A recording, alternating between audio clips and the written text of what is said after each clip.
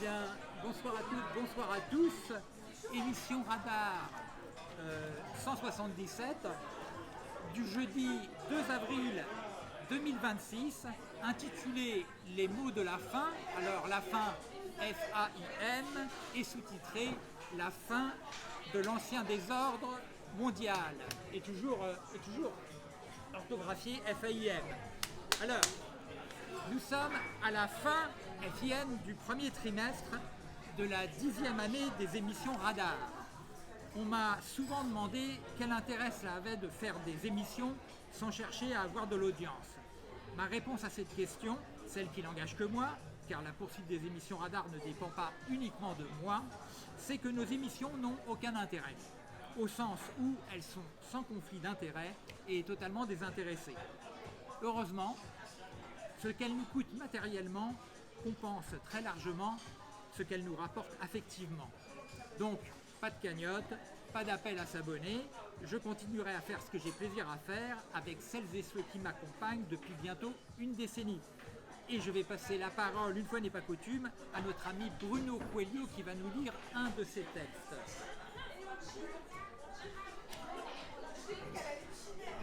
Bonsoir madame, bonsoir monsieur, bonsoir mademoiselle. C'est un texte qui date du mois de mars. Il y a quelques jours, j'ai reçu un message d'un ami. En fait, ce message était adressé à tous les contacts. Il s'agit d'un ami portugais prénommé João. Le message en question, je l'ai lu en consultant mon compte Facebook. Il arrive que quelqu'un laisse un message intéressant. J'ai un ami haïtien qui, dans ses messages, fait la publicité de ses œuvres littéraires. Ce copain, je l'ai connu pour la première fois au McDo du boulevard Saint-Michel. Comme à l'accoutumée, j'étais en train d'écrire et lui parlait en créole avec ses amis. Qu'étais-je en train d'écrire ? Je ne sais plus. Des années se sont écoulées depuis cet après-midi. Depuis ce jour-là, j'ai des nouvelles de sa part. Malheureusement, je n'ai lu aucun de ses ouvrages. Ceci dit, je reçois régulièrement de ses nouvelles sur mon compte Facebook. Les gens continuent à communiquer par ce biais. Quelques jours auparavant, j'ai lu par hasard un bref message. Un message de 2 ou 3 lignes, pas plus. Ce message avait été posté par mon ami João. Comment a-t-il reçu cette nouvelle ? Il a certainement dû la recevoir par un contact de Lisbonne. Ce genre de message se répand à une grande vitesse. Ce message ne parlait nullement d'un livre, mais d'un écrivain portugais très connu, un poids lourd de la littérature du Portugal. Son nom, António Lobo Antunes. Le message annonçait la nouvelle suivante. Morreu António Lobo Antunes. Franchement, je ne m'attendais pas à lire ce genre de nouvelles, surtout en ce qui concerne cet auteur majeur, un Portugais universel, un énorme monsieur qui a lui-même participé à la guerre entre le Portugal et ses ex-colonies africaines. Lui, António Lobo Antunes, a participé à cette guerre en tant que psychiatre. Il était basé en Angola. Beaucoup de ses livres font mention de cette époque tristement célèbre et pour le Portugal et les ex-colonies d'Afrique. Les troupes du Portugal ont essuyé des défaites. C'est en ce temps-là que le Portugal était en train de perdre ses colonies. En ce temps-là, j'avais 14 ans et je vivais en République dominicaine. Chez ma grand-mère paternelle. Dans une des pièces de la demeure de ma grand-mère paternelle, il y avait un transistor que l'on allumait vers 14 heures. On entendait cette radio à des lieues à la ronde. On mettait ce transistor tellement fort qu'un gros dormeur ne pouvait difficilement fermer les yeux et ronfler. Je dois une fière chandelle à cette radio. Grâce à ce transistor, j'ai été au courant de ce qui se passait au Portugal et en Afrique. Non seulement le Portugal perdait ses colonies, mais le régime Salazar était en train de battre de l'aile. Au Portugal, de plus en plus d'officiers étaient du côté du peuple. Le haut commandement de l'armée portugaise avait de moins en moins d'autorité.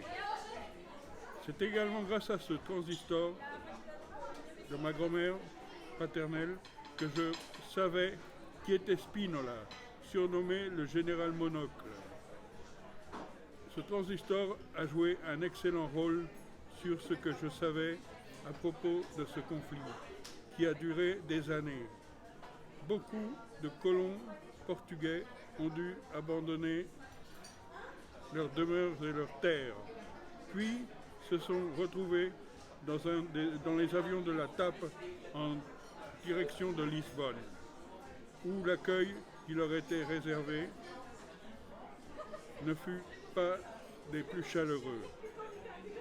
De nombreux témoignages furent écrits par Os Retornados. Lors de mon tout premier séjour au Portugal, j'ai passé 2 jours à Figueira da Foz. Là, j'ai fait connaissance avec un adolescent de 14 ans qui était né lui-même en Angola. Certains retornados ne connaissaient pas la métropole. Ils n'y avaient jamais mis les pieds. Revenons à Antonio Lobo Antunes, que je l'ai découvert à la bibliothèque de l'entreprise où j'ai travaillé pendant plus de 37 ans. C'est aussi dans ce lieu où j'ai lu pour la première fois Le banquier anarchiste de Fernando Pessoa. On a beaucoup évoqué les guerres d'Indochine ou du Vietnam et celles d'Algérie. Mais que se passe-t-il concernant cette guerre entre le Portugal et les colonies et les ex-colonies africaines? On en parle très peu. Certains ignorent même que cet événement eut lieu. Ce n'est pas facile de parler d'Antonio Lobo Antunes. Sa bibliographie est très vaste. Tout ce qui concerne l'Angola et le Portugal est aussi un très vaste domaine.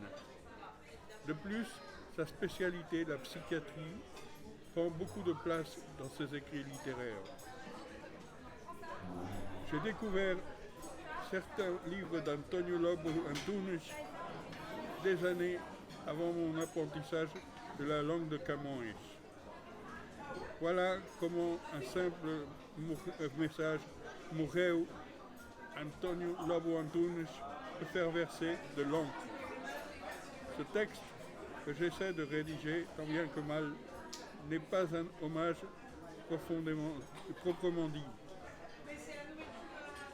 Ce n'est pas non plus une critique. J'ai fait ce que je n'ai jamais fait, parler d'un auteur. Et pas n'importe lequel auteur, mais d'un auteur majuscule qui continuera à faire parler de lui lors d'une réunion ou une veillée littéraire chez des particuliers, dans une librairie ou bien dans une bibliothèque ou bien encore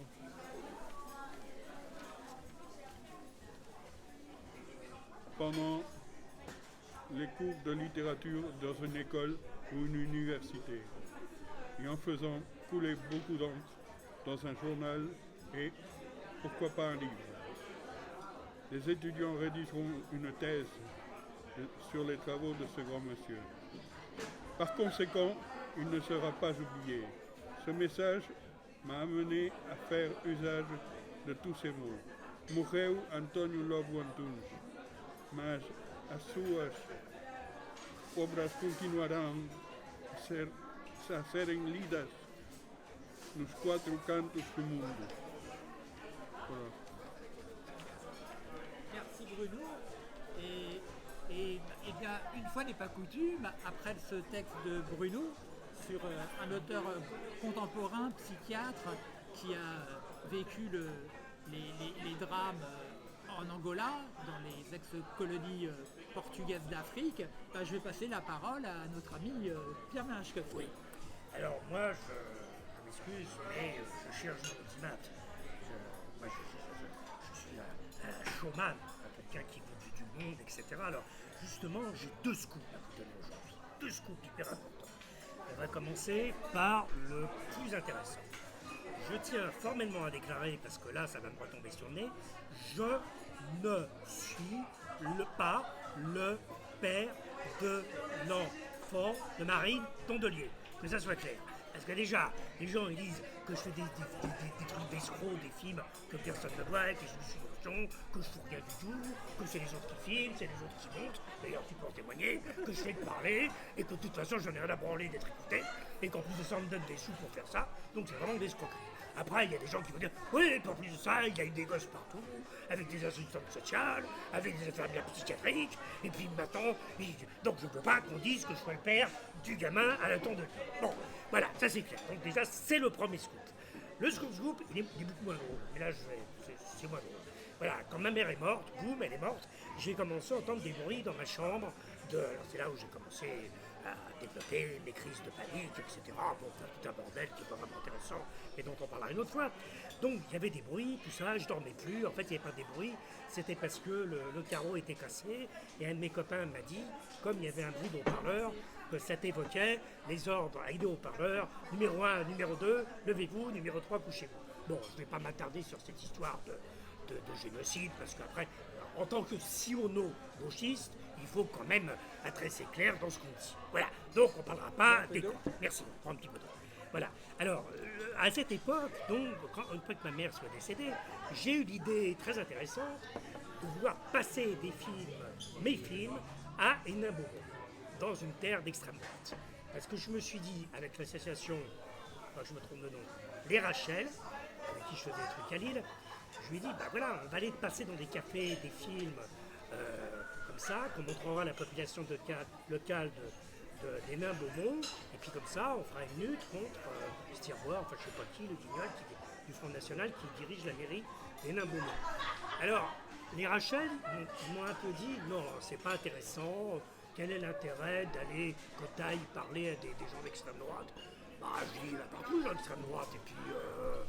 l'extrême droite, oui, c'est pas bien, mais s'ils sont là, j'y peux rien, je ne vais pas les virer. Après, s'ils veulent parler, bah, ils parlent, hein, je sais pas. Bon, voilà, alors ils n'étaient pas très chauds. Alors j'ai quand même appelé Marine Tondelier au téléphone parce qu'elle n'était pas encore ministre de l'écologie officielle. Hein. Elle était que maire d'Hénin Beaumont. Et je lui ai dit, voilà, je voudrais passer des films, etc. Bon, à Hénin Beaumont. À ma surprise, elle m'a reçu, je lui ai expliqué pourquoi, et elle m'a dit cette phrase historique. Bon, c'est pas très intéressant que tu ailles là-bas parce qu'à Hénin Beaumont, tu vas tomber sur le bistrot géré par les anciens communistes. Donc déjà, tu vas t'engueuler avec eux parce que je vois ton personnage, et ça va dégénérer. Et les 3 fachos qui seront là, comme tu as dit que tu voulais pas prendre le pouvoir jamais, et ben en fait, ils vont rigoler parce que c'est drôle que tu ailles parler d'antifascisme, que tu ailles dans un bistrot communiste et que vous engueuliez pour différentes raisons, parce que je vois ton histoire. Donc ça fera rien d'intéressant. Et moi, en tant qu'élu, tu es assez intéressante pour savoir pourquoi je ne peux pas cautionner ça et venir dans ce café. Alors elle m'a quand même donné l'adresse d'un café, etc. Et puis après, bon, je suis allé voir un psychiatre, tout ça, bon, bref.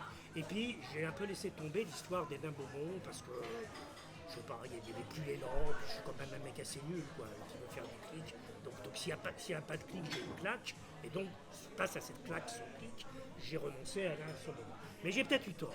Alors ne voilà-t-il pas, là on retombe dans un truc plus agréable, plus de l'ordre du scoop. Ne vois-t-il pas que hier soir, je vois sur mon Facebook, le même que notre ami, Marine Tondelier prendra la parole dans un café. Alors, la bande-annonce, c'est un mec de mon genre qui dit « Ah !» je cite « Ah, tiens, mais c'est Marine Tondelier, t'es dans un bistrot, ça s'est dit. » Et il y a Marine qui répond, vous pouvez regarder cette vidéo, qui répond je sais pas quoi. Mais c'est très très beau, l'amorce du mec qui dit « Ah, Marine Tondelier, mais c'est Marine Tondelier, t'es dans un bistrot !» Et donc, c'est extraordinaire. Même Chaplin n'a pas fait ça, même... Enfin, Tondelier, je trouve c'est con, là.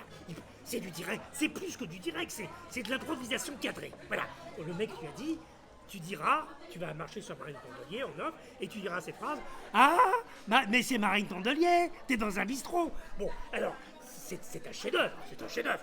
Et donc, j'entends qu'elle sera donc dans un bistrot spontané, quoi. Voilà, spontané, totalement qu'on puisse dire, spontané.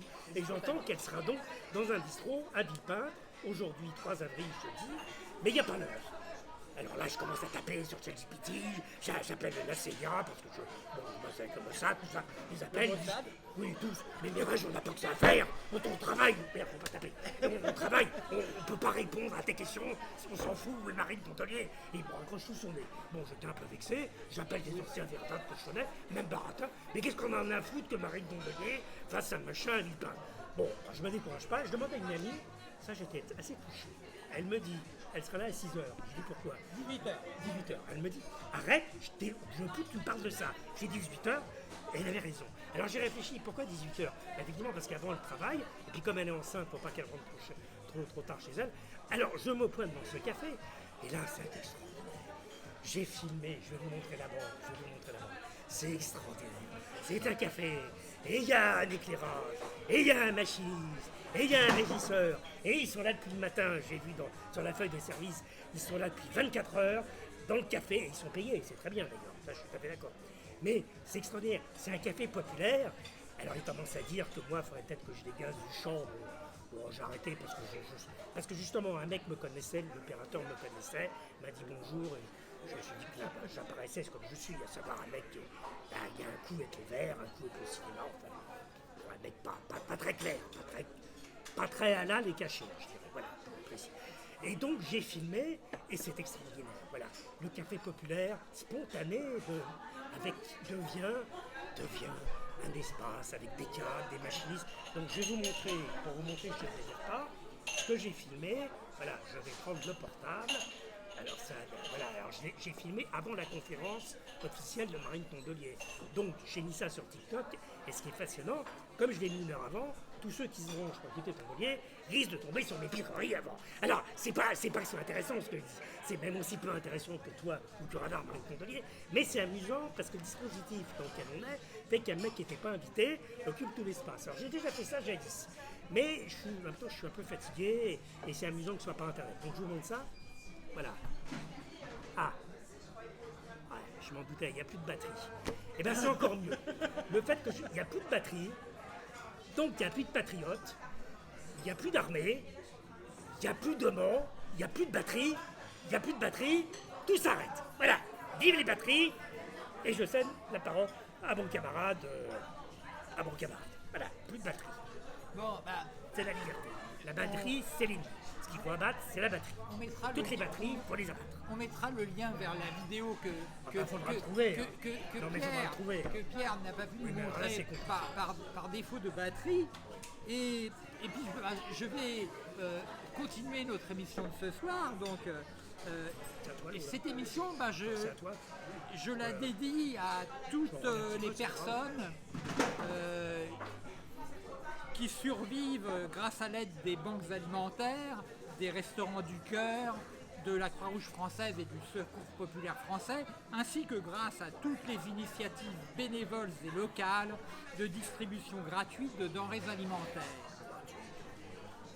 Voilà. Un jour, Dieu a dit, il faut partager. Les riches auront la nourriture. Dieu a dit ça? Il n'a jamais parlé. Les pauvres de l'appétit. Et là, bon, c'est une situation. C'est pas Dieu qui a dit Mais non, ça. c'est une citation de Michel Colucci, dit Coluche, 1944-1986. Alors, le visuel de notre émission. Oui. Donc, on y revient. Le visuel de notre émission comporte 4 photographies. Alors, il y en a une. Voilà, du milliardaire golfeur posant dans une des salles de son palais de la Maison Blanche devant une table aux majestueux chandeliers rococo, recouverte de grands plateaux argentés où sont empilés une abondance de boîtes contenant diverses spécialités culinaires agro-industrielles nord-américaines. Alors, à droite de la vignette,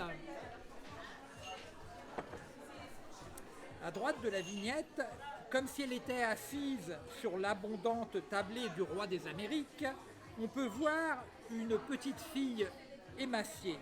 Elle a été prise en photo au Soudan. Alors, une famille malgache.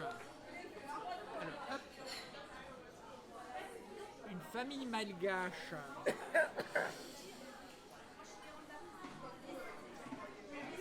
souffrant de malnutrition se tient à droite du blason doré du Conseil de la paix du roi des Amériques.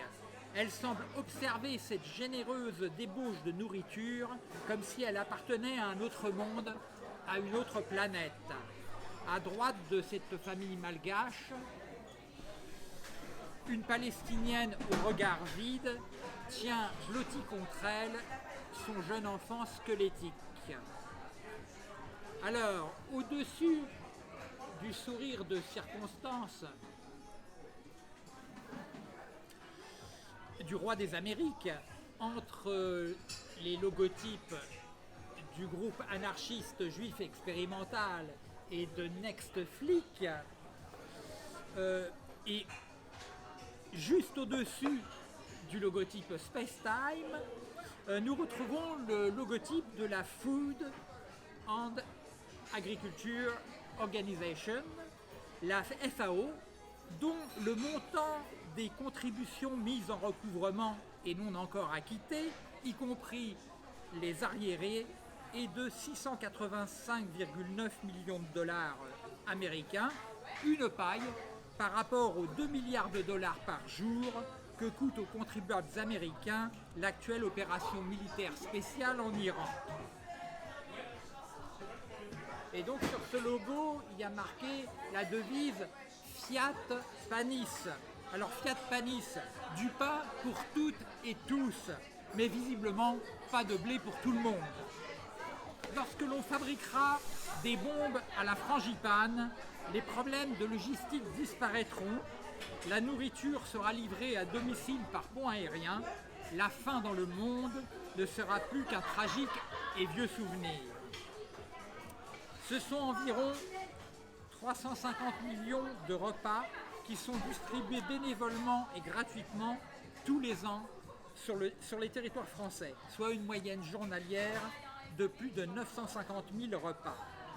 D'après l'INSEE, l'Institut national de la statistique et des études économiques, quels que soient les chiffres et les méthodes de calcul utilisées, ces 20 dernières années, le paupérisme n'a pas cessé de progresser en France. Durant cette même période, les fortunes des 500 Français les plus riches ont été multipliées par 7, celles des 10 Français les plus riches l'ont été par 12. Bien sûr, corrélation ne signifie pas obligatoirement lien de causalité. Le lien de causalité entre immigration et délinquance, lien qui semble évident à tous les nationalistes populistes, ainsi qu'à leurs auditoires bas du front, qu'ils soient de droite ou de gauche nationale, n'existe que sous forme de propagande médiatique xénophobe. Les immigrés et les étrangers sont effectivement surreprésentés dans les statistiques de délinquance de nombreux pays d'accueil. Néanmoins, un taux de délinquance élevé peut tout aussi bien refléter une concentration de difficultés sociales et économiques, c'est-à-dire un taux de pauvreté élevé, couplé à des services publics déficients lorsqu'ils existent. Car les recettes fiscales directes et indirectes perçues sur tous les individus munis ou non de papiers d'identité en règle sont utilisées pour d'autres priorités que celles vitales du bien commun des populations. L'être humain, qu'il soit alloctone ou autochtone, s'il bénéficie de revenus permettant de vivre décemment dans un environnement sanitaire et social apaisé, est très rarement enclin à la délinquance. Il est donc socialement souhaitable, pour la sécurité des biens et des personnes, que soit institué pour toutes et tous, partout et rapidement, un revenu de base permettant de vivre décemment, sur lequel serait indexé un revenu plafond. Ces revenus mettraient fin au plus pervers de tous les avatars de l'esclavagisme, le salariat. Car les salaires représentent une part extrêmement réduite de toutes les richesses produites par le travail. Dans le cas du travail forcé des Ouïghours, cette part est même nulle. Donc, le véritable lien direct qui existe entre travail et revenu est celui du vol légal que permettent les taux d'intérêt, sans lesquels l'oisiveté des golfeurs capitalistes ne serait récompensée par aucun dividende, donc par aucun revenu. C'est sur cette perverse base capitaliste que se bâtissent tous les empires. S'il n'y a plus d'intérêt, c'est fini. C'est fini. C'est fini. La catastrophe. C'est ce que m'a dit mon banquier. C'est fini. Si vous empruntez rien, tout s'écroule. Alors, 1 euro investi doit rapporter plus d'1 euro. Qu'il s'agisse de services ou de biens. Rentabilité et efficacité sont les deux mamelles de la sainte croissance des profits néo-féodaux. La productivité industrielle, en quelques dizaines de décennies, a fait disparaître de la surface de la Terre la quasi-totalité de l'autosuffisance alimentaire locale. Cette productivité industrielle est aussi responsable de la plus grande et rapide extinction d'espèces terrestres. Les agro-industriels ont, à marche agrochimique forcée, en grignotant inexorablement les dernières forêts primaires, en raclant le fond des océans, ainsi que par de criminels tripatouillages génétiques brevetés, rendu non rentables toutes les productions vivrières locales de nombreux et vastes territoires. Un contrat entre l'État narcotrafiquant marocain et la le roi du Maroc. Non, le roi du Maroc, il a tout. Faut faire gaffe là. Le roi du Maroc, moi je me retourne à l'émission. Le roi du Maroc, il a tout le Maroc. Alors, faut faire attention à ce qu'on dit. Alors, je fais attention à ce que je dis. Je dis un contrat entre l'État narcotrafiquant marocain et la gouvernance intergouvernementale capitaliste de l'Union européenne a permis durant des décennies le pillage international légal de la faune halieutique des côtes du Sahara occidental. Alors ça c'est un visuel de 2012 que j'avais réalisé, voilà, sur ce sujet. Alors, ce scandaleux accord a pris fin en 2023 par une décision de la Cour européenne de justice. Mais le lobby de la pêche européenne n'a pas dit son dernier mot. Il espère, dès cette année 2026, grâce à la complicité et au pouvoir régalien de décision des 27 commissaires intergouvernementaux de la gouvernance capitaliste de l'Union européenne, pouvoir donner une seconde chance à leur néocoloniale et profitable filière industrielle.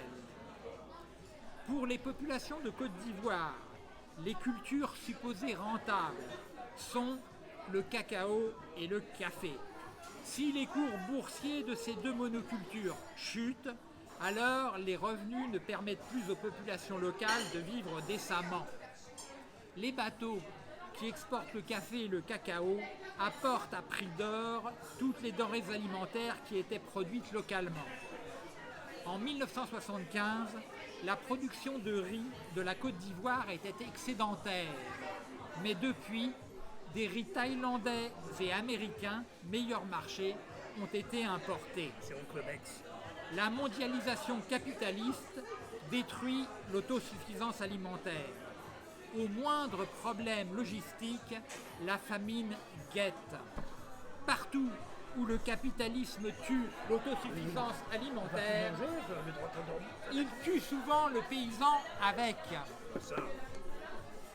Alors, quid des épidémies de suicides de paysans indiens qui n'arrivent plus à payer les taux d'intérêt de leurs dettes liées au financement de leur culture de rapport, c'est-à-dire de culture censée leur apporter des revenus. Question cinématographique totalement désintéressée. En Inde, seuls les banquiers aiment le maudit. Alors, les populations de Guadeloupe et de Martinique savent que 300 tonnes de chlordécone, une molécule organochlorée de synthèse, ont été répandues en tant qu'insecticide dans les bananeraies de Guadeloupe et de Martinique entre 1972 et 1993.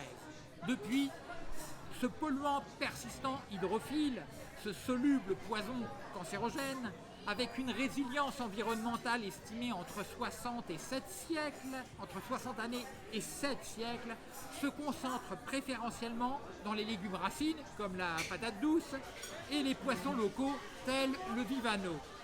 Les populations métropolitaines qui consomment des bananes, qu'elles viennent de la Guadeloupe ou de la Martinique, ne sont pas concernées par cette exposition au chlordécone, car cette molécule soluble ne se concentre pas dans la banane. Par ruissellement, elle préfère polluer durablement les eaux élétaires guadeloupéennes et martiniquaises, avec de terribles et durables conséquences sanitaires et sociales pour toute leur population. Les conséquences sociales au sein de ces départements et régions d'outre-mer français sont régulièrement soignées par la métropole grâce à de généreuses injections aéroportées de compagnies républicaines de sécurité. Les États capitalistes affameurs garantissent-ils la qualité sanitaire des aliments des populations qui ont de quoi remplir leur assiette, ou font-ils preuve d'une criminelle complaisance vis-à-vis des pratiques industrielles lucratives de tous les puissants groupes transnationaux de l'agroalimentaire? Les incivilisations militaro-industrielles nucléarisées dispersent du mercure, du cadmium, du plomb, du cuivre, du lithium, des molécules synthétiques non biodégradables, mais aussi des particules fines dont certaines sont durablement radioactives. Tous ces poisons s'accumulent dans la chaîne alimentaire. En France, l'épandage d'engrais minéraux phosphatés et ou l'épandage des déjections des animaux d'élevage, mais aussi les rejets des industriels de la métallurgie, de la chimie, l'incinération des ordures et le recyclage des batteries contribuent à augmenter significativement la faible présence naturelle du cadmium dans l'environnement. Nous sommes exposés à ce métal lourd principalement par notre alimentation. Le cadmium est reconnu cancérogène pour le poumon et il est susceptible et suspecté d'induire des cancers du pancréas, de la vessie, de la prostate, voire du sein. Il est mutagène, c'est-à-dire qu'il altère l'intégrité du génome, et il est aussi toxique pour la reproduction, c'est-à-dire qu'il peut avoir des effets nocifs mais non héréditaires sur la progéniture, voire porter atteinte aux capacités reproductives.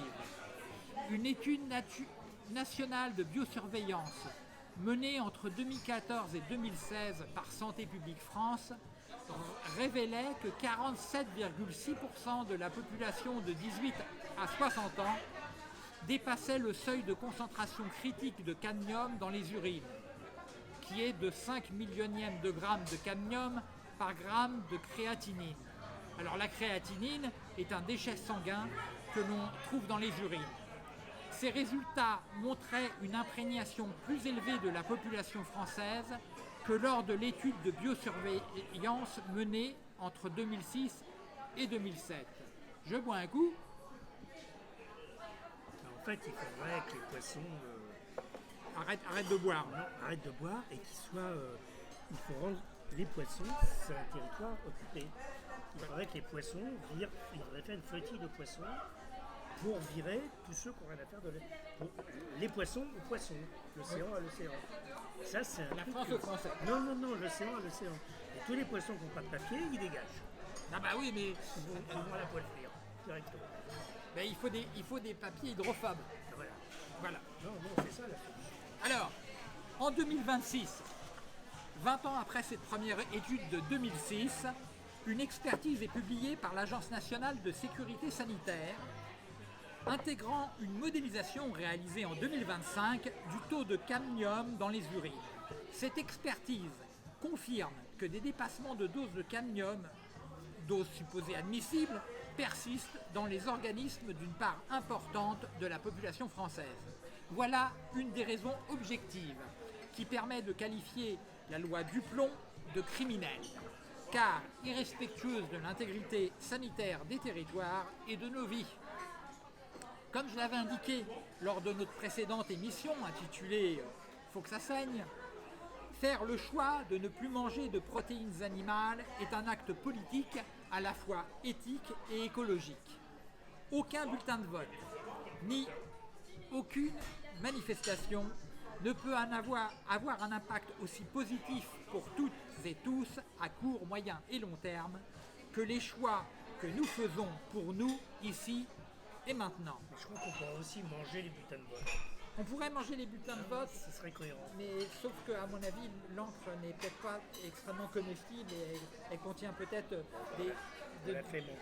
Voilà, on les fait manger. Voilà. Alors, exigeons un revenu plafond, indexé sur un revenu de base décent. Cela mettra un terme définitif au légal et criminel pouvoir de nuisance mondialisé qu'ont tous les sociopathes accapareurs, tous les riches criminels psychopathes, qu'ils soient laïcs ou confessionnels, qui, au sein des incivilisations militaro-industrielles nucléarisées, accèdent de manière putschiste ou démocratique à des postes hiérarchiques, installent des dynasties, des clans, des cliques confessionnelles ou laïques et agissent de manière régalienne et unilatérale pour, in fine, décider de qui vivra et de qui mourra. Ces chefs d'État se considèrent comme les copropriétaires de la terre. Pour eux, les bons territoires sont ceux qui agrandissent leurs empires, les bonnes populations, celles qu'ils soumettent au nom du peuple, c'est-à-dire au nom d'une identité nationale fantasmée. Un empire, un chef, un peuple. Cette dangereuse mentalité nationaliste est intrinsèquement mafieuse et impérialiste. Elle est originellement capitaliste et idéologiquement fasciste. Les actuelles opérations militaires spéciales du chef de la Fédération de Russie et celles du chef de la Fédération des États-Unis d'Amérique doivent nous convaincre de l'urgente nécessité qu'ont toutes les populations de s'affranchir de leurs seigneurs et maîtres, qu'ils soient élus ou non. En effet, il existe un lien de causalité directe entre ces opérations militaires spéciales et les difficultés logistiques qui condamnent de nombreuses populations à un approvisionnement alimentaire réduit, voire supprimé. Pendant que les bien nourris s'inquiètent de la flambée du prix du baril de pétrole brut et tournent leurs regards inquiets vers l'île irakienne de Karg, les populations pauvres de nombreux territoires s'inquiètent à juste titre pour leur approvisionnement alimentaire. N'oublions pas que c'est avant tout par la faim et les maladies que les populations européennes qui ont immigré aux Amériques fuyant famine et persécution, et les populations africaines qui y ont été déportées en tant qu'esclaves, ont fini par grandement remplacer toutes les populations autochtones. Famine et maladie sont de tristes frangines. En effet, le développement de nombreuses pathologies a souvent pour origine la malnutrition. Une famine a toujours des conséquences sanitaires et sociales durables. En effet, les carences alimentaires qui frappent les femmes enceintes les affaiblissent et par voie de conséquence perturbent le développement normal de leur progéniture. Les très jeunes enfants qui ne mourront pas tous d'inanition, c'est-à-dire de faim, ceux qui survivront, souffriront à vie de séquelles physiques et neurologiques irréversibles. Qui dit faim, dit avitaminose, donc des barrières immunitaires affaiblies, véritables portes ouvertes aux virus et bactéries. Dans ces conditions, les épidémies se propagent aussi rapidement que des feux de brousse. Voici une partie des maux sanitaires durables induits par la faim en tant qu'effets collatéraux logistiques de tous les conflits, donc de tous les blocus. N'oublions jamais qu'en septembre 52 avant Jésus-Christ d'ici les Moulineaux, c'est la faim plus que les lances et les glaives qui a livré la cité d'Alésia aux troupes de Jules César après un siège d'un trimestre. 8 ans plus tard, ce rusé et impitoyable affameur sera sacré empereur de Rome, empereur des Romains. Selon la FAO, l'Organisation des Nations Unies pour l'alimentation et l'agriculture, la Terre produit aujourd'hui largement de quoi nourrir toutes les populations humaines. Si la nourriture manque quelque part, c'est donc qu'elle n'y est pas acheminée, et cela, quelles qu'en soient les raisons. Si la quantité de nourriture disponible est abondante, alors c'est la qualité de celle-ci qui pose problème. Précédemment, j'ai évoqué un fort taux de cadmium. Cela concerne principalement tous les produits à base de blé, qu'ils soient sucrés ou salés, tels que les céréales du petit déjeuner, le pain, les gâteaux, les biscuits, les pâtes, les viennoiseries. La chimie de synthèse industrielle a créé des molécules non biodégradables, des polluants éternels et invasifs, tels que les perfluoroalkylés et les polyfluoroalkylés, les PFAS. Leur point commun, ce sont des liaisons carbone-fluor extrêmement fortes qui rendent les interactions biochimiques de ces molécules très limitées. Ce sont donc de remarquables anti-adhérents, utilisés depuis des décennies dans une vaste gamme de produits industriels. Au niveau alimentaire, les produits de la mer, les œufs et les viandes sont les aliments contribuant le plus à une forte exposition. L'eau destinée à la consommation humaine en contient aussi. En fait, il y en a partout, dans les océans, l'atmosphère, les sols. Cette famille de molécules artificielles induit de nombreux et graves problèmes sanitaires. Augmentation du taux de cholestérol, cancers divers, effets sur la fertilité et le développement du fœtus, sur le foie, sur les reins. Cette anxiogène liste reste ouverte car non exhaustive. Ils sont également suspectés d'interférer avec le système endocrinien et le système immunitaire, rien que ça. Il ne me reste plus qu'à vous souhaiter à toutes et tous un bon appétit. Alors, si le fœtus, épargné par la faim et les pandémies, échappe aussi aux métaux lourds et aux PFAS, il lui reste encore à passer l'épreuve des laits industriels maternisés. Suite au décès de 2 nouveau-nés en France, fin 2025 et début 2026, le groupe agroalimentaire Nestlé, qui par le passé affirmait que l'eau est un produit alimentaire, comme les autres, et que donc elle ne peut être en aucun cas gratuite, rappelle aujourd'hui médiatiquement qu'il n'existe pas de réglementation fixant une limite maximale pour la céréulide. Alors, la céréulide est la toxine responsable des 2 décès de nouveau-nés que j'ai cités précédemment. Nous avons donc bien noté que cet industriel, Nestlé, comme IG Farben à une autre époque, n'a enfreint aucune réglementation. Mais alors, dans les EHPAD, il y a peut-être des vieux qui meurent de ça. Ah ben bien Alors, sûr. c'est pas qu'on parle toujours des bébés, Oui. pour foutre la paix aux enfants. C'est vrai qu'on leur fout la paix. Les enfants, il y a Staline, Hitler, tout le monde a des enfants. Et on parle jamais des EHPADistes. Eh ben non. Ouais, ouais. Alors, les parlementaires nationaux et les parlementaires potiches de la gouvernance intergouvernementale de l'Union européenne enquêtent de manière dilatoire pour trouver d'excellentes raisons au fait qu'aucune législation contraignante n'est venue embêter les industries agroalimentaires depuis le scandale sanitaire de 2018, où des laits maternisés de la marque Lactalis avaient été contaminés par la bactérie salmonelle. Bilan, 37 nourrissons en France atteints de la salmonellose, 18 hospitalisés et un nourrisson contaminé en Espagne. Alors je ne parle pas des EHPAD parce que dans les EHPAD ils ne prennent pas de lait maternisé. Ah si, ils en prennent. Ton papa il prend du lait Oui, maternisé. je pense, parce que c'est moins cher. Il a un biberon. Non, mais c'est moins cher. C'est moins cher de... Pourquoi ils ne prendraient pas des maternisés?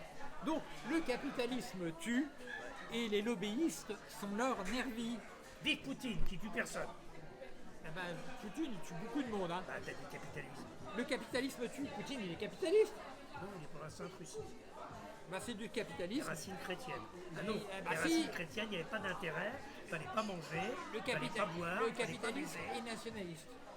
Alors, la mécanisation de l'agriculture en Europe a pris un mortel virage lorsqu'elle est devenue totalement pétrodépendante. Mais ce sont des choix culturels qui ont déterminé les politiques alimentaires des États européens. En France, le grand remplacement des chevaux par les tracteurs et les moissonneuses-batteuses a ouvert un marché national à la viande de cheval en tant que viande rouge maigre et bon marché. Les boucheries chevalines ont poussé comme champignons en hauteur. Antérieurement, l'hypophagie était condamnée en tant que pratique barbare. Au Royaume-Uni, c'est le choix culturel du refus de l'hypophagie qui a prévalu. Au Royaume-Uni, la révolution industrielle a débuté plutôt qu'en France et elle avait donc associé le cheval au loisir plutôt qu'au travail. Aujourd'hui, que ce soit en France ou au Royaume-Uni, la consommation moyenne journalière de viande par habitant est la même, 89 grammes par jour. Ces choix alimentaires culturels déterminent aussi les relations entre les populations. Ainsi, les trappeurs français aux Amériques avaient généralement de meilleurs rapports avec les autochtones que leurs équivalents anglo-saxons. La différence essentielle était une consommation culturelle commune d'escargots et de grenouilles. Parce que sur Terre, parce que la Terre produit largement de quoi nourrir et soigner tout le monde, les maux de la faim et les pandémies sont d'origine capitaliste et liés à de nuisibles choix militaro-industriels. Les maux de la faim et le dérèglement climatique ont une actuelle origine commune. Nul ne sait de quoi sera fait demain. La seule chose que nous pouvons déduire du peu de ce que nous connaissons de notre passé, c'est que depuis l'Antiquité, les êtres humains ont codifié de manière confessionnelle et politique des comportements naturels de grands primates. Malheureusement, leur éthologie est de moins en moins en adéquation avec les environnements sans cesse plus artificialisés et empoisonnés que nous imposent toutes les sociétés militaro-industrielles. Matriarcales ou patriarcales, les sociétés humaines étaient hiérarchiques. Elles furent par le passé des moteurs évolutifs, chose que l'on peut encore observer parmi les races d'espèces animales encore libres et non domestiquées. Notre espèce invasive, autodomestiquée, est aujourd'hui le terreau de tous les totalitarismes, de toutes les dictatures prédatrices. Originellement, comme la violence, la faim s'imposait naturellement à tous les êtres humains comme à tous les autres animaux terrestres. Les êtres humains migraient périodiquement vers des ressources, 20 km par jour, avec un vrai repas tous les 2 ou 3 jours à la clé. Moi, je n'ai connu la faim que grâce aux jeûnes que j'ai effectués. C'est une faim que je qualifierais de touristique, voire de folklorique. C'est un peu comme d'être naufragé au milieu d'une piscine. En quelques brasses, on est tiré d'affaire. Rien à voir avec la faim subie, celle dont le terme reste indéfini, celle qui peut être permanente, endémique, systémique, celle qui est accompagnée par la peur des bombardements, par les tirs de snipers sur les chemins d'éventuels approvisionnements, dans des conditions sanitaires et sociales précaires. Cette faim-là est imposée par une violence armée, industrielle, artificielle et préméditée. Jeûner 4 jours à l'eau, tous les ans depuis 2002, du Sissonnais-Voûte à Taverny, contre les abominables arsenaux thermonucléaires, même de manière laïque, reste néanmoins un geste surnaturel contre toutes les violences armées industrielles, artificielles et préméditées. Comment un être sain d'esprit peut-il oser comparer des arsenaux de destruction massive des populations et de pollution durable des territoires avec un parapluie ? Un État qui possède des arsenaux thermonucléaires est une cible privilégiée pour les autres États possédant des arsenaux thermonucléaires. Il s'agirait donc d'un parapluie qui attire la pluie, comme le paratonnerre attire la foudre, sauf qu'un véritable parapluie protège de la pluie. Contrairement au moindre pébroc, nos arsenaux thermonucléaires ne nous protègent de rien. Ils représentent même, dans le meilleur des cas, c'est-à-dire en cas de leur non-utilisation, de dispendieux dangers permanents pour toutes les populations et pour tous les territoires, car leur entretien dépend de la préservation de toute la mortifère filière nucléaire industrielle. Ces armes thermonucléaires sont les armes ultimes de chantage de tous les affameurs, de tous les sinistres et pathétiques individus qui se considèrent copropriétaires de la planète Terre. ceux qui entretiennent à nos frais et à nos dépens l'ancien désordre mondial.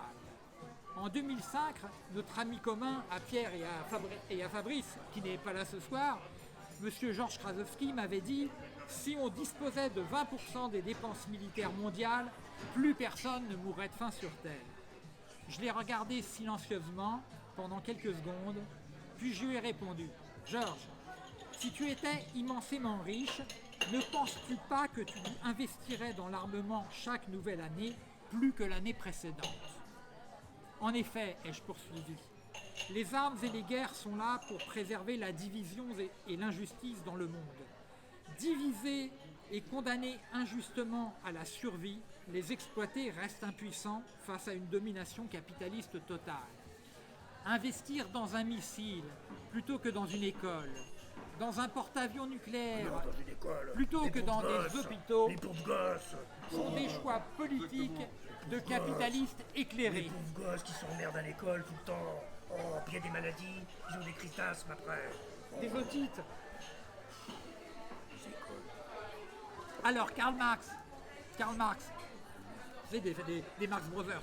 Alors, dans le manifeste communiste, écrit « Chaque progrès de l'agriculture capitaliste est un progrès non seulement dans l'art d'exploiter le travailleur, mais encore dans l'art de dépouiller le sol. Chaque progrès dans l'art d'accroître sa fertilité pour un temps, un progrès dans la ruine de ses ressources durables de fertilité. Plus un pays se développe sur la base de la grande industrie, plus ce procès de destruction s'accomplit rapidement. La production capitaliste ne développe donc la technique qu'en épuisant en même temps les deux sources d'où jaillit toute richesse, la terre et le travail. Alors, Il est quand même pour la production. Oui. C'est une crapule. Mais- C'est comme la mère machin, il a une mère de qui aussi. mais il dit que la production industrielle détruit définitivement Non, toute La richesse. production capitaliste. Alors- Donc la production socialiste, c'est bien. Mais c'est pour ça que le marxisme est une impasse. Alors, maintenant, je vais vous parler je vais vous donner le mot de la fin, mais cette fois-ci le mot MOT et la fin FIN. Alors, n'oubliez pas notre prochain rendez-vous mensuel, tourné en direct le jeudi 7 mai 2026. Cette 178e émission Radar sera diffusée en différé sur nos pages Radar Facebook et YouTube. Bonsoir à toutes, bonsoir à tous, bonsoir Marc, bonsoir Donc, Bruno, la prochaine bonsoir Pierre. émission aura lieu à la buvette de l'Assemblée nationale, puisque c'est vrai qu'il y a. Donc, pour l'émission de Radar, dans la buvette de l'Assemblée nationale. On peut pas. Le moment de voir. Bah, tu crois qu'on peut faire ça dans la buvette de l'Assemblée nationale? Tu crois que. Non, moi je crois pas. Hein. C'est sûr. Non, moi je préfère qu'on la fasse ici, ou s'il fait beau dehors. S'il fait beau, mais. Il y en a marre de la place de la République. Il y a des journaux. Qu'est-ce que c'est que tous ces journaux de la République? C'est rien. C'est même pas des républicains. Alors il y a des jours où justement sur la place de la République, il y a des distributions alimentaires. Tous les soirs. Non, pas tous les soirs. Le jeudi, il y a deux ou trois jours. C'est pas tous les soirs.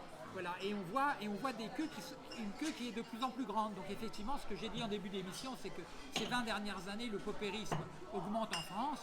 Eh bien, on peut le constater en allant observer les queues place de la République de tous les gens qui sont dépendants pour survivre de l'aide alimentaire. Et voilà. Bonsoir à toutes. Bonsoir à tous.